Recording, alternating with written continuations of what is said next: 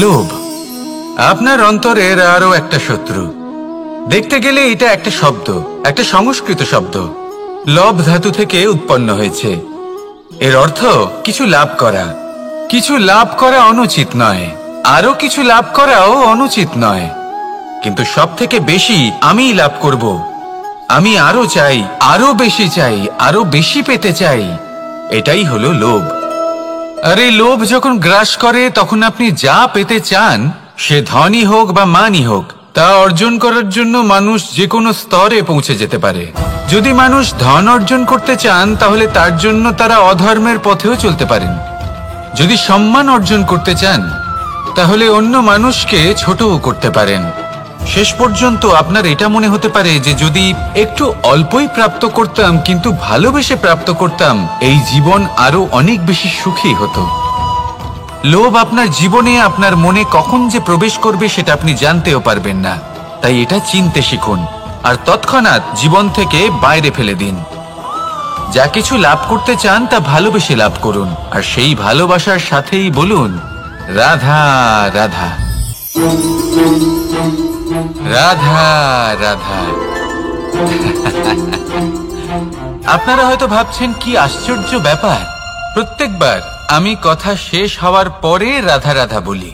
এইবার আমি আগেই বলে দিলাম। কারণটা কি? কারণ সূত্রপাত হয় নিঃস্বার্থ আবেগের দ্বারা। ঠিক যেমন একজন মাতাকেই দেখে নিন। যখনই একজন মাতা সন্তানকে জন্ম দেন তখন এই সংসার ভুলে যায় যে তার জন্য এটা একটা নতুন জন্ম। কারণ একজন নারী তখন একজন মাতৃরূপে নতুন ভাবে জন্ম নেন। একজন নারী স্ত্রী ও গৃহবধূ রূপে কিছু অধিকার লাভ করে থাকেন, কিন্তু তিনি যখন মা হয়ে যান তখন তিনি শুধুই দান করতে শেখেন। নিজের সন্তানের জন্য কত কিছুই না করেন, তাকে বাৎসল্যের সাগরে ভাসিয়ে নিয়ে যান। এই সংসারে রাজকুমার জন্ম নিতেই পারেন, তাকে রাম এবং লক্ষণ কিন্তু মায়েরাই বানিয়ে তোলেন। একজন গোয়ালা জন্ম নেয়, তাকে দ্বারকাধীশ একজন মাই বানিয়ে তোলেন। পিতা হলেন সেই পর্বত যার একটা অংশ হলো তার সন্তান, কিন্তু মা হলেন সেই শিল্পী যিনি একটা পাথরকে খোদাই করে এমন এক মূর্তি গড়ে তোলেন যাকে সকলে পূজনীয় মনে করেন। তাহলে স্মরণ করুন সেই সকল মুহূর্ত যেগুলি আপনি নিজের মাতার সাথে অতিবাহিত করেছেন। অনুভব করতে পারবেন যে কিভাবে এক মুহূর্তেই এই মন প্রফুল্ল হয়ে ওঠে। এবার এর কারণ কি? এর কারণ হলো এই জীবনের আসল দ্বারই হলো মমতা।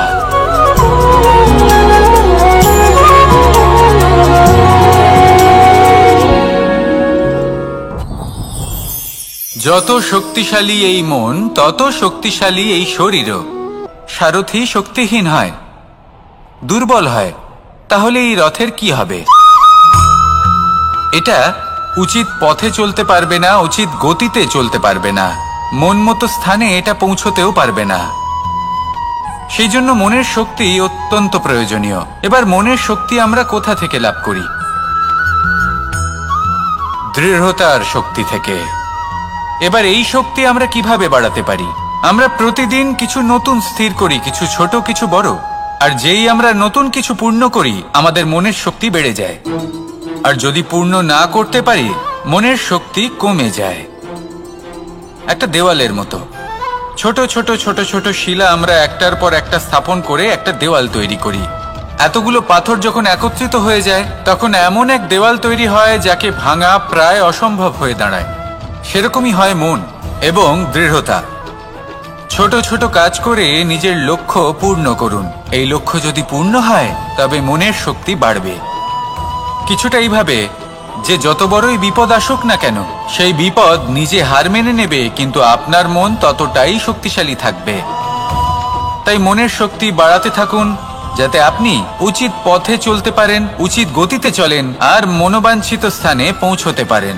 তবেই এই মন প্রসন্ন হয়ে বলবে, রাধা রাধা। আমি রাধাকে ভালোবাসি, আর এই কথাটা সমগ্র সংসার জানে। আর সময় অন্তরে লীলার দ্বারা, বিভিন্ন ঘটনা দ্বারা, কর্মের দ্বারা আমি নিজের এই ভালোবাসা রাধার সামনে প্রকাশ করি। এবার আপনি বলবেন, এসবের কি প্রয়োজন? রাধা কি এই কথা জানে না যে কৃষ্ণ তাকে কতটা ভালোবাসে? অবশ্যই জানে, কিন্তু এই যে ভালোবাসা, তা মনে রেখে দেওয়ার জন্য নয়, তা প্রকাশ করার জন্য। আর বারংবার এই ভালোবাসাকে প্রকাশ করা উচিত, উচিত সময় এবং উচিত সুযোগ দেখে। কিরকম? এবার যদি আপনি প্রেমীর সাথে কোনো উৎসবে থাকেন, তাহলে তার সাথে নৃত্য সঙ্গীত করুন। যদি ভিড়ের মাঝে থাকেন, তখন প্রেমীকে সম্মান করুন, একান্তে প্রসাধন করুন। দুঃখের সময় তার হাত ধরে থাকুন, সুখের সময় আলিঙ্গন করে রাখুন। এই প্রেম যত প্রকাশ করবেন, ততই এই প্রেমের বৃদ্ধি হবে। এই প্রেম আরো বেশি গভীর হবে, অটুট হবে। তাই এই প্রেমকে মনে নয়, আপনার জীবনে স্থান দিন।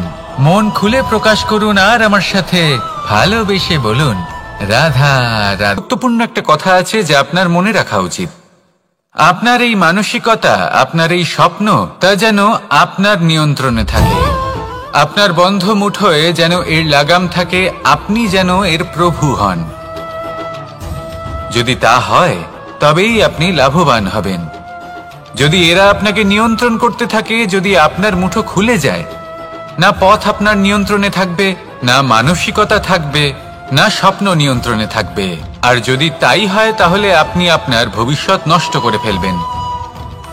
তাই নিয়ন্ত্রণ করতে শিখুন নিজের বিচার বুদ্ধি, নিজের মানসিকতা, নিজের স্বপ্নকে। নিজের এই স্বপ্ন পূরণ করুন আর আমার সাথে ভালোবেসে বলুন, রাধা রাধা। আমার কাছে যশোদা মা যেমন, আমার কাছে দেবকী মা যেমন, আমার কাছে ঠিক তেমনই হলেন গোমাতা। এবার ভেবে দেখার বিষয় হলো এটা, যে এই সংসারে অসংখ্য প্রাণী আছে। একজন গাইকে একজন মায়ের মর্যাদা কেন দেওয়া হয়? তাহলে এর অনেকগুলো কারণ আছে। এই গাই অর্থাৎ গোমাতা, এনারা হলেন অত্যন্ত শান্ত, শান্তি প্রিয়, কখনো কারোর কোনো ক্ষতি করতেই পারেন না। গোমাতা যে দুধ নিজের বাছুরকে পান করান, সেই দুধই আমাদেরও দেন। সেই দুধ পান করে আমরা শক্তি লাভ করি। এই দুধ থেকে আমরা মাখন, ঘি, পায়েস, এইসব সুস্বাদু খাবার লাভ করি। গোমাতার গোবর আমাদের জ্বালানি হিসেবে সাহায্য করে, যার ফলে খুব কম সংখ্যক কাঠ ব্যবহার করা যায় এবং বেশিরভাগ জঙ্গল সুরক্ষিত থাকে। গোমাতার গোমূত্র, সেটাও আমাদের কাছে লাভজনক। এর দ্বারা আমরা অনেক রোগ থেকে মুক্তি লাভ করতে পারি। গোমাতা যখন একটি বাছুরকে জন্ম দেন, তখন সেই বড় হয়ে আমাদের ক্ষেত কর্ষণ করে। সেই জন্য গাইকেও জীবনে মায়ের মর্যাদা দেবেন। যতটা সম্ভব তাকে সেবা করুন এবং ভালোবেসে তাকে পালন করুন। এই মন নিজে থেকেই প্রসন্ন হয়ে বলবে, রাধা রাধা। চলতে থাকা, থেমে যাওয়া, বিশ্রাম নেওয়া, তারপর দম নিয়ে পুনরায় দাঁড়িয়ে পড়া, আর তারপর আবার সেই পথ চলা। এটা জীবনের অভিন্ন এক অঙ্গ, এটার থেকে আপনি পালাতে পারবেন না। কিন্তু এই অঙ্গকে আপনি নিজের জীবনে কিভাবে প্রয়োগ করবেন, কিভাবে তাকে কাজে লাগাবেন, সেই সিদ্ধান্ত আপনাকে নিতে হবে। যারা হেরে যান তারাও জীবনে থমকে যান, আবার যারা জেতেন তারাও দাঁড়িয়ে পড়েন। যারা হেরে যান তারা হাঁপিয়ে দাঁড়িয়ে পড়েন, যারা জিতে যান তারা দাঁড়িয়ে পড়েন সেই সর্বোচ্চ স্তরে পৌঁছে গিয়ে। এবার দাঁড়াতে তো আপনাকে হবেই, তা হতেই হবে। কিন্তু কখন, কিভাবে দাঁড়াবেন, ক্লান্ত হয়ে নাকি সর্বোচ্চ স্তরে পৌঁছে গিয়ে, সেই সিদ্ধান্ত আপনার। অবশ্যই দাঁড়িয়ে পড়ুন, কিন্তু ক্লান্ত হয়ে নয়, কারণ আপনাকে পুনরায় দাঁড়িয়ে পড়তে হবে, পুনরায় যাত্রাপথে এগোতে হবে এবং সর্বোচ্চ স্তরে পৌঁছতেই হবে। রাধা রাধা। স্বপ্ন, আমরা জীবনে স্বপ্ন দেখতে থাকি, সেটা পূরণ করার পূর্ণ প্রয়াস করে থাকি। কিন্তু এই স্বপ্ন পূরণ না হওয়ার পরিস্থিতিতে আমরা ভেঙে পড়ি, ছিন্ন বিচ্ছিন্ন হই। আর তারপরেই বোঝা আমরা আগামী প্রজন্মের ওপর রীতিমতো চাপিয়ে দিই। আমরা এটাই মনে করি যে আমরা যেটা হতে পারিনি সেটা আমাদের সন্তান অবশ্যই হবে। আমরা যা কখনো পাইনি আমাদের সন্তান অবশ্যই তা পাবে। এটা যে অনুচিত সেটা আমরা ভাবি না, কিন্তু এটা ভুল। আর এই ভুল আমরা সকলেই করে থাকি। সন্তান প্রকৃতি আর পরমাত্মার আশীর্বাদ। ওদের ভেতরে তাদের নিজের একটা অস্তিত্ব লুকিয়ে থাকে, সেটা মন দিয়ে দেখুন তো।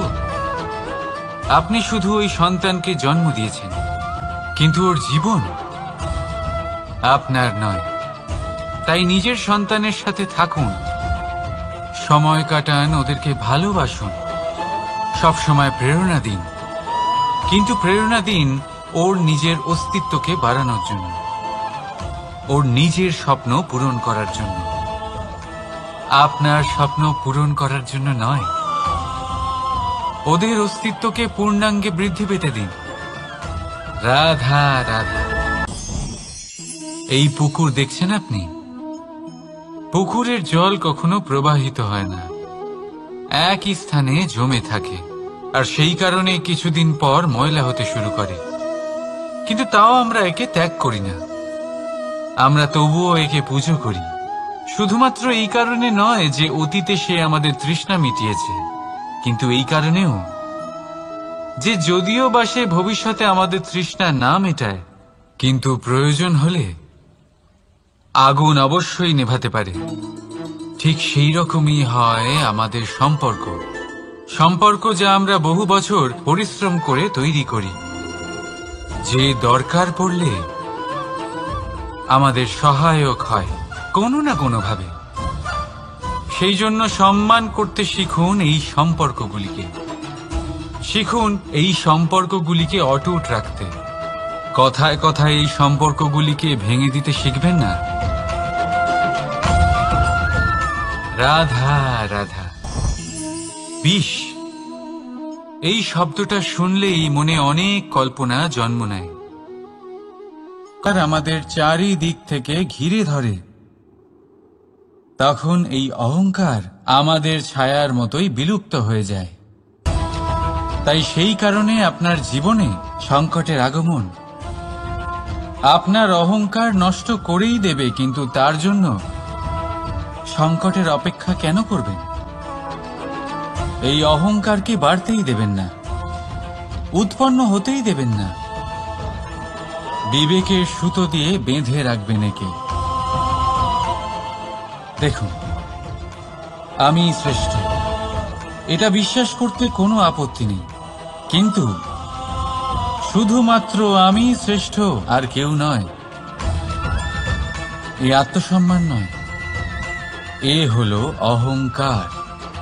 আর অহংকার আর কিছুই নয়, শুধু পতনের দিকে প্রথম পদক্ষেপ। আর এই জীবনে পতনের দিকে নয়, প্রেমের দিকে এগিয়ে যান। আর আমার সাথে ভালোবেসে বলুন, রাধা রাধা।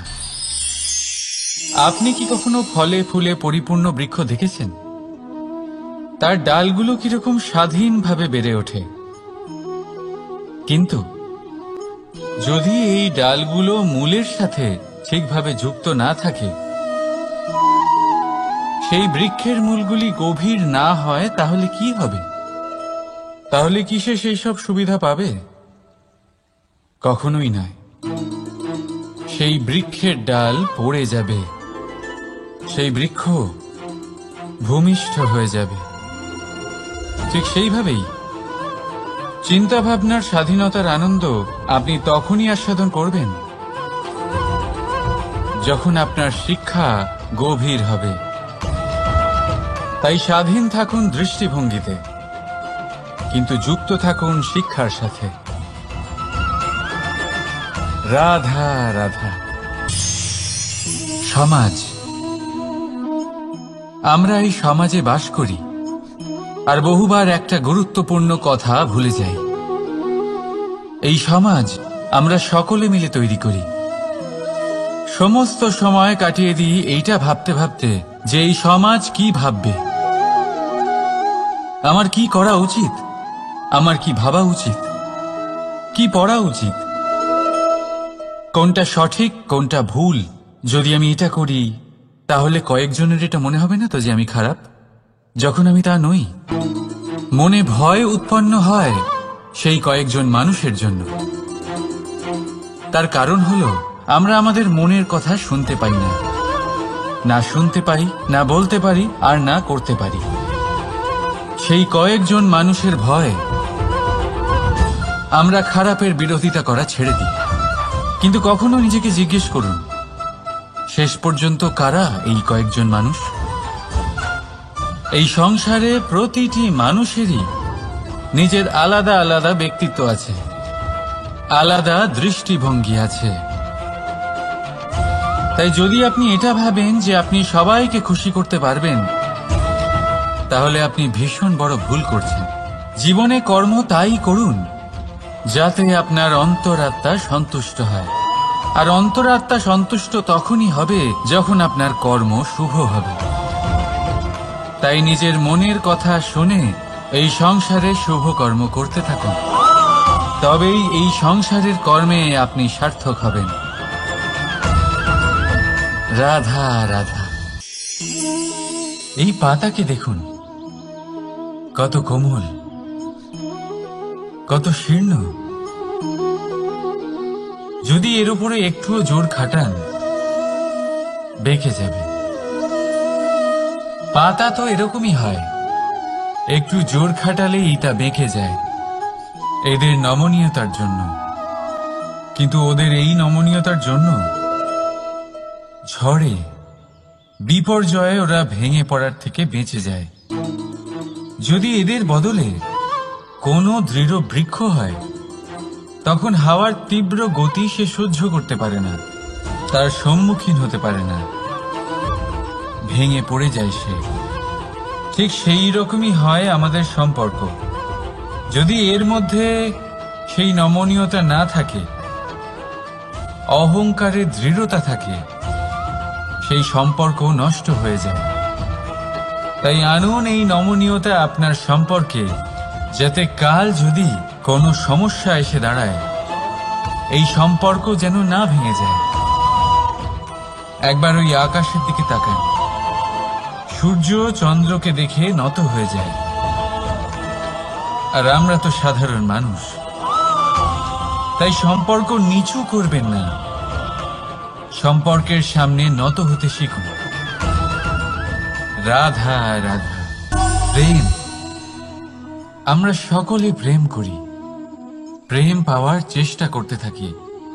আর এমনও অনেক মানুষ আছেন যারা প্রেম অর্জন করেও ফেলেন, কিন্তু সেখান থেকে শুরু হয় এক নতুন অধ্যায়ের।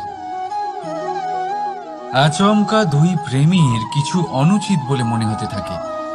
আচমকা দুজনে নিজেদের অস্তিত্ব নিয়ে বিচলিত হতে থাকেন। এবার এমন হলে কি করা যেতে পারে? দেখুন, এই হলো হলুদ,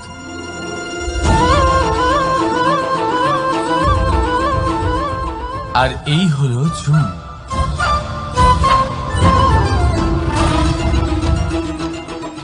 এবার এটাকে দেখুন, যখন চুন আর হলুদকে একসাথে মিলিয়ে দেওয়া হলো, তখন ওরা নিজেদের রং ত্যাগ করে দিয়ে একটা নতুন রং তৈরি করল। প্রেমের রঙও কিছুটা এইভাবে অর্জন করা হয়। এখানে কোনো আমি থাকে না, শুধু আমরা হয়, শুধু একাত্ম হয়। সেই জন্য ত্যাগ করুন নিজের অস্তিত্বকে, আর মনের উত্তেজনাকে আলিঙ্গন করুন। তারপর দেখুন আপনার এই প্রেম আপনাকে কোথায় কোথায় নিয়ে যায়। রাধা রাধা। জীবনে ক্ষমা চাওয়া তাও কিছুটা সহজ, ক্ষমা করতে পারা অত্যন্ত কঠিন। ক্ষমা। 2 অক্ষরের এই শব্দ হতে পারে, কিন্তু অত্যন্ত বড় এই শব্দ, অত্যন্ত গুরুত্বপূর্ণ এই শব্দ। কখনো কখনো অন্য কাউকে ক্ষমা করে দেওয়া তাও কিছুটা সহজ কাজ, কিন্তু নিজেকে ক্ষমা করতে পারা অত্যন্ত কঠিন হয়ে দাঁড়ায়। অতীতে যদি আমাদের এমন কোনো ভুল হয় যে কারণে আমরা নিজেকে ক্ষমা করতে পারি না, অনেক সময় এমন কিছু ভুল করে বসি যে বিষয় শুধু আমরাই জানি, কিন্তু আমরা নিজেকে ক্ষমাই করতে পারি না, আর আমাদের বিকাশ সেখানে স্তব্ধ হয়ে যায়। কারণ যদি আপনি ক্ষমা করতে না শেখেন, নিজেকে ক্ষমা যদি না করতে পারেন, তাহলে তা আপনার জীবনের সবথেকে বড় বাধা হয়ে দাঁড়াবে। সেই জন্য জীবনে অবশ্যই শিখুন যে কিভাবে নিজেকে ক্ষমা করতে হয়, আর শিখুন যে আগের করা ভুল আবার কি করে না করা যেতে পারে। এই মন হালকা হবে আর প্রসন্ন হয়ে বলবে, রাধা রাধা। এই সংসারে যখনই কোনো সমস্যা আসে, তখন আমরা আমাদের সব থেকে বড় সম্বলের কাছে আশ্রয় খুঁজি, তা হলো আমাদের বিশ্বাস। এবার প্রশ্ন হলো এটাই যে এই বিশ্বাস কার উপর করা যেতে পারে? পরিবারের ওপর, বন্ধুর ওপর, নাকি তাদের ওপর বিশ্বাস করা উচিত যাদেরকে আমরা কখনো সঙ্গ দিয়েছি? দেখুন, এই সংসারে বিপদের সম্মুখীন হলে কে আপনাকে সাহায্য করবে সেটা নির্বাচন করা আপনার হাতে নেই। সেটা সেই সকল ব্যক্তির উপর নির্ভরশীল যে তারা আপনাকে সাহায্য করবে নাকি করবে না। অর্থাৎ যখনই কোনো বিপদ আসে, সর্বপ্রথম তার সম্মুখীন আমাদের নিজেকেই হতে হয়, আর তার জন্য প্রস্তুত থাকা প্রয়োজনীয়। সেই শক্তি, সেই সাহস অর্জন করা প্রয়োজনীয়। দেখুন, যখনই অন্ধকার আসে তখন সবার আগে কে আপনাকে ত্যাগ করে চলে যায়? আপনার নিজেরই ছায়া। এই অন্ধকারের সম্মুখীন হতে হয় অন্তরের প্রদীপের দ্বারা, অন্তরের আত্মা দ্বারা। তবেই আপনি অন্ধকারের ওপর জয়লাভ করতে পারবেন। সেই জন্য যে বিপদই আসুক না কেন, নিজেকে তার জন্য প্রস্তুত রাখা উচিত। সেই সাহস নিয়ে আসুন। এমন কোনো বিপদ নেই যা আপনাকে ভেঙে দিতে পারে। আসুন আমার সাথে ভালোবেসে বলুন, রাধা রাধা। মানুষ সবসময় চায় যে তার জীবনে যেন কখনো কোনো সমস্যাই না আসে। সে চায় তার জীবন যেন শুধুমাত্র শান্তি এবং সুখের দ্বারা পূর্ণ থাকে। কিন্তু এই চাহিদা অনুচিত কিছু নয়। আমরা সবাই এটাই চাই যে জীবনে সুখ থাক, শান্তি থাক। কিন্তু এই কথা সবসময় মনে রাখবেন, যে সূর্য উদিত হন সংসারকে প্রকাশমান করেন, দুপুরবেলায় সংসারকে রৌদ্র প্রদান করেন, সন্ধেবেলায় তাকেও অস্ত যেতে হয়। এবার আমাদের জীবন চক্র কিছুটা এরকমই। কোনো কিছুই চিরকাল একরকম থাকে না। কখনো এই নদীকে দেখুন যা বয়ে চলেছে। এই নদী যা বয়ে চলেছে তার পথেও অনেক বিপদ আসে। বড় বড় পাথরের সম্মুখীন হয়ে তাকেও সামনে এগিয়ে যেতে হয়। একটি পুকুর যা চারদিক থেকে ঘেরা, তার জীবনে কিন্তু কোনো সমস্যা নেই। কিন্তু এই সংসারে পুকুরের পুজো করা হয় না, পুজো করা হয় নদীকে। মনে রাখবেন, সমস্যার ঊর্ধ্বে তিনি উঠতে পারেন যিনি সমাধি লাভ করেছেন, যিনি এই সংসারেই নেই। যিনি এই সংসারে আছেন এবং জীবিত আছেন, তার জীবনের সমস্যা হলো শ্বাসবায়ুর মতোই গুরুত্বপূর্ণ। আসুন আমার সাথে ভালোবেসে বলুন, রাধা রাধা। আজ আমি আপনাকে একটা ছোট্ট কাহিনী শোনাবো। একবার আমি, রাধা আর দাদা, আমরা তিনজনে মিলে লুকিয়ে একটা উপবনে গেলাম আম পেড়ে খেতে। অনেক পরিশ্রম করে আমরা ওখানে পৌঁছলাম, আর আমরা আশ্চর্যচকিত হয়ে গেলাম এটা দেখে যে এবার তো আম পাকেইনি। এবার দাদা কি করলেন, একটা আম পাড়লেন আর সেটা চাখলেন, আর উনি নিরাশ হয়ে পড়লেন। উনি বললেন যে এটা তো খুবই টক। তারপর রাধা একটা আম পাড়লো আর সেটা চেখে দেখলো, আর রাধা উৎসাহিত হয়ে পড়ল। আমি রাধাকে জিজ্ঞেস করলাম, কি হয়েছে, তুমি এত উৎসাহিত কেন? তখন রাধা বলল যে এবার এত বেশি টক আম হয়েছে যে এগুলো দিয়ে আমরা আচার বানাবো। তাহলে দাদা ওখান থেকে বেরিয়ে গেলেন নিরাশ হয়ে এবং খালি হাতে। রাধাও ওখান থেকে বেরিয়ে গেল কিন্তু উৎসাহিত হয়ে, আর অনেকগুলো কাঁচা আম সাথে নিয়ে। এর থেকে আমরা কি শিক্ষা পেতে পারি? যে প্রত্যেকটা স্থানে এমন কিছু রয়েছে যেখান থেকে আমরা কিছু একটা শিক্ষা লাভ করতে পারি, যা আমাদেরকে বিকাশের পথে নিয়ে যেতে পারে। এই শিক্ষা প্রত্যেক স্থানে আছে। সবকিছু আমাদের দৃষ্টিভঙ্গির উপর নির্ভর করছে। যখনই আমাদের জীবনে আমাদের সম্পর্কে কোনো সমস্যা, কোনো বিপদ আসে, তখন বেশিরভাগ মানুষ সেই বিষয় নিয়ে দুঃখী হয়ে পড়েন। আর কিছু মানুষ এমনও থাকেন যারা শেষ পর্যন্ত তার সমাধান করেন, বিপদকে পরাজিত করেন, সম্পর্কগুলিকে আবার জুড়ে দেন। যদি আপনি সুখের খোঁজ করেন তাহলে আপনি সুখ অবশ্যই পাবেন, প্রসন্নতা অবশ্যই পাবেন। যদি আপনি দুঃখ খোঁজেন তাহলে দুঃখ অবশ্যই পাবেন। এবার আপনি কি খুঁজতে চান সেই চয়ন আপনারই। আসুন আর আমার সাথে ভালোবেসে বলুন, রাধা রাধা। কখনো কোনো প্রজাপতিকে উড়তে দেখেছেন? কি সুন্দর উড়ে বেড়ায় সে, এক ফুল থেকে অন্য ফুলে, এক পাতা থেকে অন্য পাতার ওপর। কিন্তু সে কিভাবে উড়তে শেখে কখনো ভেবেছেন? জন্ম থেকেই কিন্তু প্রজাপতির ডানা থাকে না। ও কিন্তু ছোট্ট একটা ডিমের আকারে জন্ম লাভ করে। তারপর সেই ডিমটি ভেঙে একটি কীট বাইরে আসে। আস্তে আস্তে সে বড় হয়, ওর শক্তি বৃদ্ধি পায়।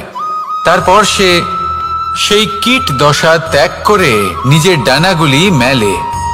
এই প্রক্রিয়া তার কাছে সরল নয়, অত্যন্ত যন্ত্রণাদায়ক প্রক্রিয়া, কিন্তু সে সেই যন্ত্রণা মেনে নেয়। আর তারপর আস্তে আস্তে সে উড়তে শেখে। শুধুমাত্র আকাশে উড়ে বেড়ায় তা নয়, আমাদের মনের মাঝে উড়ে বেড়ায়। এবার এই ডিম থেকে প্রজাপতি হয়ে ওঠার যে যাত্রা, এটা যতটা কঠিন, ততটাই কঠিন হয় এই সংসারে শ্রেষ্ঠ কর্ম করা, ততটাই কঠিন হয় এই সংসারে মহান হয়ে ওঠা। সেই জন্য প্রয়োজনীয় প্রচেষ্টা এবং সময়। নিরন্তর প্রচেষ্টা করতে থাকুন, পর্যাপ্ত সময় নিন, এবং আপনি নিজেকে এই আকাশে উড়ন্ত অবস্থায় পাবেন। আসুন আমার সাথে ভালোবেসে বলুন, রাধা রাধা। তৃতীয় পুরুষার্থ। এবার অধিকাংশ মানুষই কাম বলতে বিলাসিতা, বাসনা, লালসা মনে করে ফেলে। আসলে এমন কিছুই নয়। কামের বাস্তবিক অর্থ কি? কামের বাস্তবিক অর্থ হল কামনা। প্রতিটা ব্যক্তি, প্রতিটা মানুষ, প্রতিটা জীব এই সংসারে কোনো না কোনো বিশেষ কারণে আসে। সেই কারণকে পূর্ণ করার জন্য কর্ম করাকে কাম বলে। এখন সেটা সবার জন্য ভিন্ন হতে পারে। কারোর কাছে সেটা জ্ঞান অর্জন করা হতে পারে, আবার কারোর কাছে নির্মাণ করা হতে পারে। কারোর জন্য পরিবারকে সঞ্চালন করা হতে পারে, আবার কারোর জন্য এই সংসার থেকে পাপ দূর করা হতে পারে। কিন্তু সবথেকে গুরুত্বপূর্ণ হলো যে মানুষ যেন নিজের কর্ম ঠিক করে করে, সম্পূর্ণ যত্ন নিয়ে করে। তৃতীয় পুরুষার্থ মানে এই কাম। এটার অনুচিত অর্থ নিজেকে বোঝানো মানেই সমগ্র জীবনকে অর্থহীন করে দেওয়া। তাই প্রেম দ্বারা আপনার এই সংসারে আসার কারণটাকে অনুসন্ধান করুন, আর এই প্রেমের সাথেই বলুন, রাধা রাধা। এবার এই পুরুষার্থের বিষয়ে আপনারা অবশ্যই শুনেছেন, মোক্ষ, চতুর্থ পুরুষার্থ। আপনারা কি জানেন এই মোক্ষ আসলে কি? ধর্ম, অর্থ, কামনার পালন করতে করতে মৃত্যু লাভ করা, এটাই কি মোক্ষ? না, মোক্ষ হলো সেটাই যা জন্ম এবং মৃত্যুর ঊর্ধ্বে। প্রত্যেক ব্যক্তি, প্রত্যেক জীবই সংসারে কোনো না কোনো বিশেষ প্রয়োজনে আসে। ধর্মপথে, সৎপথে অর্থ উপার্জন করা, প্রয়োজনকে পূর্ণ করার চেষ্টা করতে করতে সেই প্রয়োজনকে পূর্ণ করা তাকে মুক্তির পথে নিয়ে যায়, যা হলো মোক্ষ। যদি এই মোক্ষ লাভ না হয় তাহলে মানুষ জন্ম এবং মৃত্যুর এই চক্রে বারবার ফিরে আসবে। তাই নিঃস্বার্থভাবে সদ্ভাব নিয়ে কর্ম করুন, সকলকে ভালোবাসুন, আর আমার সাথে বলুন, রাধা রাধা। মানুষ বড়ই বিচিত্র প্রাণী। অধিক থেকে অধিকতর ধন লাভ করার চেষ্টায় নিজের শরীরকে নষ্ট করে ফেলেন। নিজের শক্তি হারিয়ে ফেলেন, নিজের সামর্থ্য হারিয়ে ফেলেন। আর যে ধন লাভ করেন সেটা কোথায় যায়? সেই শক্তি, সেই সামর্থ্যকে আবার ফিরে পাওয়ার জন্য। আর কিছু মানুষ জীবন এমনভাবে যাপন করেন যেন তা কখনোই শেষ হবে না, কিন্তু শেষ তো সবারই হবে। আর যখনই শেষটা কাছে চলে আসে, তখন মানুষ এটা বুঝতে পারেন যে সে জীবনকে উপভোগ করেননি। তার কারণটা কি? লালসা। এই লালসা জন্ম দেয় লোভকে, আর এই লোভ জন্ম দেয় আপনারই বিনাশকে। সেই জন্য আজ আপনার কাছে যা কিছু আছে, যেমনটা আছে, তার সাথে জীবন যাপন করুন, পূর্ণরূপে যাপন করুন। আপনার কাছে যতই ধন, শক্তি, মান থাকুক, তা সবার মধ্যে ভাগ করতে শিখুন। ভাগ করলে ভালোবাসা বাড়ে, আর এই ভালোবাসা দ্বারা জীবন আরো সুখময় হয়ে ওঠে। তাহলে আসুন আর আমার সাথে ভালোবেসে বলুন, রাধা রাধা। মন। জীবনে যখনই কোনো বস্তু বা সুখ স্বাচ্ছন্দ্য অধিক মাত্রায় আপনার কাছে চলে আসে, তখন নিজেকে শ্রেষ্ঠ মনে করার একটা প্রবণতা দেখা যায়, যা হয় আত্মবিশ্বাসে পরিণত হয়, নয়তো অহংকারে। এবার আত্মবিশ্বাস আর অহংকারের মধ্যে অনেক বড় পার্থক্য রয়েছে। আমি এটা করতে পারি, আমি ওটাও করতে পারি, এ হলো আত্মবিশ্বাস। শুধুমাত্র আমি এটা করতে পারি, শুধুমাত্র আমি ওটাও করতে পারি, আমি হলাম সর্বশ্রেষ্ঠ, এটা হলো অহংকার। এবার এই অহংকার এর ধ্বনি অনেক দূর প্রবাহিত হয়, আর এর প্রহার সর্বপ্রথম আপনাকে বিপর্যস্ত করে। এবার এই অহংকার এর বিপরীত শব্দ হলো বিনয়, অর্থাৎ নিজের ঊর্ধ্বে উঠে অন্যের বিষয় ভাবনা চিন্তা করা, সংসারের বিষয়ে ভাবা। এই বিনয়ী হবার চেষ্টা করুন, একের থেকে অনেক হওয়ার চেষ্টা করুন এবং একসাথে থাকার চেষ্টা করুন। নিশ্চিত রূপেই আপনি বিকাশের কারণ হবেন। মত্ততা থেকে নিজেকে দূরে রাখুন, অহংকার থেকে নিজেকে দূরে রাখুন। এই মন প্রসন্ন হয়ে বলবে, রাধা রাধা। জীবনে যখন কোনো ব্যক্তি নিজের লক্ষ্য প্রাপ্তির জন্য নিরন্তর পরিশ্রম করতে থাকেন, চেষ্টা করতে থাকেন, তখন তিনি কষ্ট অনুভব করেন, কখনো শারীরিক কষ্ট, কখনো মানসিক কষ্ট। এবার উনি এটা ভাবতে থাকেন যে আমি কি উচিত করছি নাকি অনুচিত করছি। কারণ অন্যদিকে এমন একজন ব্যক্তিও আছেন যিনি একদমই পরিশ্রম, চেষ্টা করছেন না। তিনি মদিরা পান করেন, বিলাসিতায় জীবন কাটান, অলস প্রকৃতির হয়ে ওঠেন, নিদ্রাতে বিলীন হয়ে থাকেন আর ভাবেন যে তিনি সুখ লাভ করছেন। কিন্তু এরকম কেন হয়? কারণ যখন আমরা সৎ পথে থাকি, উচিত পথে চলি, লক্ষ্য প্রাপ্ত করার জন্য চেষ্টা করতে থাকি, তখন আমাদের ভেতরে থাকা নেতিবাচক শক্তি এবং পাপ এই দেহকে ত্যাগ করে দেয়। আর এই অনুভূতিটাই আমাদের দুঃখের অনুভূতি দেয়, কষ্ট দেয়। এবার সেখানে যদি আমরা কুপথে চলি, অনুচিত পথে চলতে থাকি, তাহলে আমাদের ভেতরে থাকা পুণ্য এবং ধনাত্মক শক্তি আমাদের দেহ ত্যাগ করে দেয়। আর এই অনুভূতির কারণেই আমরা সুখ অনুভব করি। কিন্তু কখনো ভাববেন যে এই সুখ বেশি সময় পর্যন্ত থাকে না।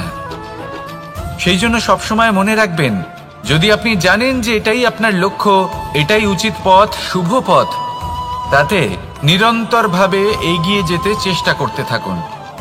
এই কষ্ট আপনাকে সুখের পরাকাষ্ঠায় কখন পৌঁছে দেবে তা আপনি জানতেই পারবেন না। আসুন আমার সাথে ভালোবেসে বলুন, রাধা রাধা। ঈর্ষা আমাদেরই মনে বসবাস করা আরো একটা শত্রু। তবে এই শত্রু কখনো কখনো আমাদের জন্য লাভদায়কও হতে পারে, কিন্তু যদি আমরা সতর্ক না থাকি তাহলে সেটা ততটাই ঘাতক হয়ে উঠতে পারে।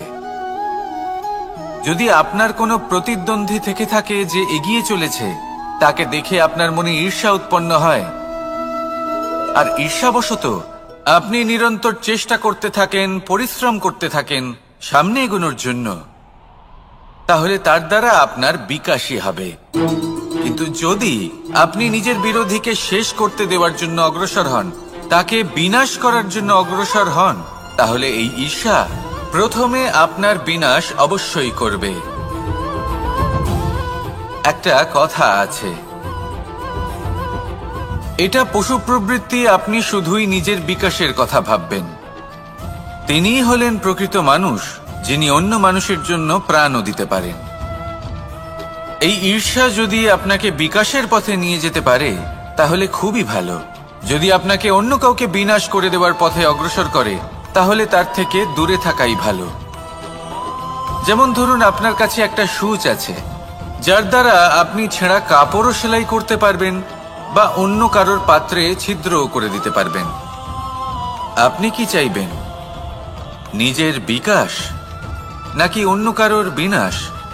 সিদ্ধান্ত আপনারই। আসুন আর আমার সাথে ভালোবেসে বলুন, রাধা রাধা।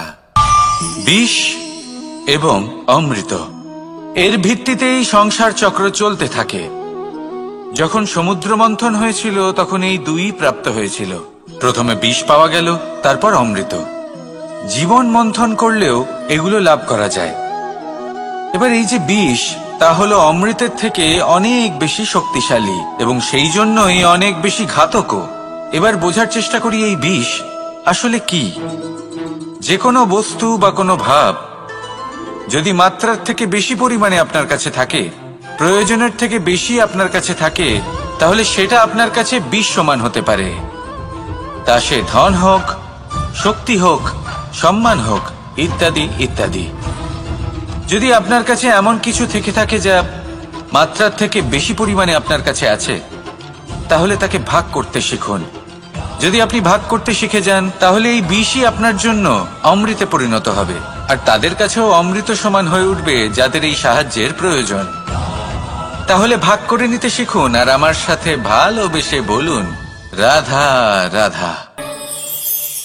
কোনো বাড়িতে, কোনো পরিবারে যখন কারোর জন্ম হয় তখন তা কত সুখের মুহূর্ত হয়। সেই ছোট্ট সন্তান যখন কিছুটা বড় হয়, সে হাঁটার চেষ্টা করে, আর সেই প্রক্রিয়াতেও খুব বড় একটা শিক্ষা লুকিয়ে রয়েছে, ঠেলে দেওয়া। যখন আপনি হাঁটতে চান, সামনে এগোতে চান, তখন আপনি কি করেন? নিজের পায়ের তলার যে মাটি তাকে আপনি পেছনে ঠেলে দেন। ব্যাস, এই একই জিনিস তো জীবনেও শিখতে হবে। এবার যদি আপনি জ্ঞানের পথে অগ্রসর হতে চান তাহলে অজ্ঞানতাকে পেছনে সরিয়ে দিতে হবে। যদি আপনি প্রকাশের দিকে এগোতে চান তাহলে অন্ধকারকে পেছনে সরিয়ে দিতে হবে। যদি আপনি ভবিষ্যতে সফল হতে চান তাহলে অতীতের যে অসফলতাগুলিকে পেছনে সরিয়ে দিতে হবে। যে জল বইতে বইতে থেমে যায় তাকে আমরা নালা বলে থাকি, তার থেকে দুর্গন্ধ বের হয়। কিন্তু যে জল বইতেই থাকে তাকেই আমরা পবিত্র জল বলি। তাহলে আপনিও কর্ম করতে থাকুন, কখনো থামবেন না। আর আমার সাথে ভালোবেসে বলুন, রাধা রাধা। যোগাসন। যোগাসনে আসন অত্যন্ত গুরুত্বপূর্ণ। এবার আমি বলবো সবথেকে শ্রেষ্ঠ আসন কোনটি। আশ্বাস। নিজেকে আশ্বস্ত করতে থাকুন যে আমি আছি, সব ঠিক হবে, যা হচ্ছে ভালোর জন্য হচ্ছে। এই আশ্বাস আপনাকে জীবনে এমন ধনাত্মক বিশ্বাস দেবে যে আপনি বড় বড় সমস্যার সমাধান করতে পারবেন। এবার যদি কথা বলি সবথেকে কঠিন সময়ের, তাহলে সেটা হলো বিচ্ছেদের। যা মা সীতাকে সহ্য করতে হয়েছে শ্রীরামের জন্য, রাধা কৃষ্ণকেও সহ্য করতে হয়েছে। যে ব্যক্তি বিচ্ছেদের সময় সঠিক পথে চলে এসেছে সে জীবনে অনেক শ্রেষ্ঠ স্থানে অবশ্যই পৌঁছতে পারবে।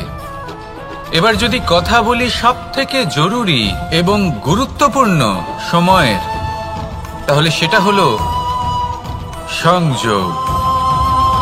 সকলকে সাহায্য করতে থাকুন। আপনি অন্যদের সাহায্য করে তাদের যত আনন্দ দিতে পারবেন ততটাই আনন্দ আপনারও জীবনে অবশ্যই আসবে। আসুন আর আমার সাথে ভালোবেসে বলুন, রাধা রাধা। কামবোধ, এটাই আপনার অন্তরের প্রথম শত্রু। বেশিরভাগ মানুষই কামবোধ বলতে লালসা বোঝেন, কিন্তু এটা সম্পূর্ণ সত্য নয়। কামের আসল অর্থ হল কামনা।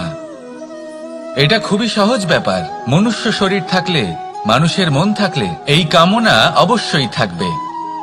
এবার এটাই দেখতে হবে যে এই কামনা নেতিবাচক কামনা নাকি ইতিবাচক কামনা।